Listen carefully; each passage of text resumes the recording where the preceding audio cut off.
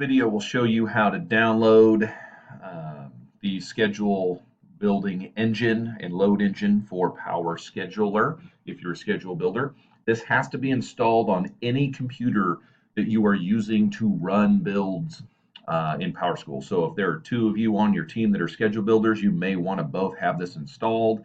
If you're working on an individual computer at home and not bringing your laptop home, you can install it there, although you need to know how to install software on your own device for that.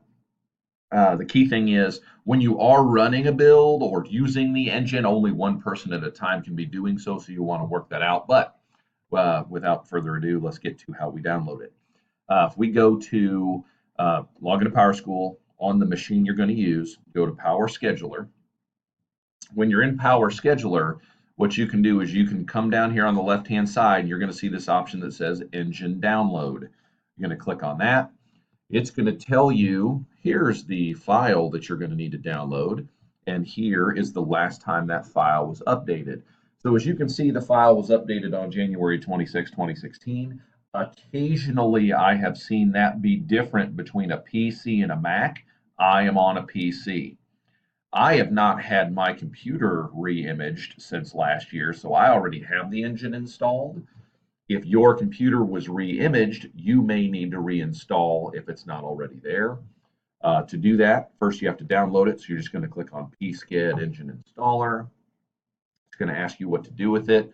You want to save the file. It's going to save it wherever your computer saves files, and then you should be able to install that software by following the on-screen prompts. I'm going to go find where I downloaded it, open that up. We're going to run the installer. This is going to be different on your Macs. And it's telling me I already have it installed. So I'm going to go ahead and get rid of that and not continue.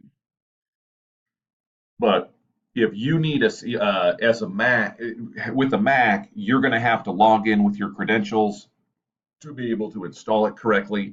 I recommend doing this as soon as possible. I think the book says wait until right before you build. There are benefits to doing build validates before we're right down to the end. So I recommend doing this right now.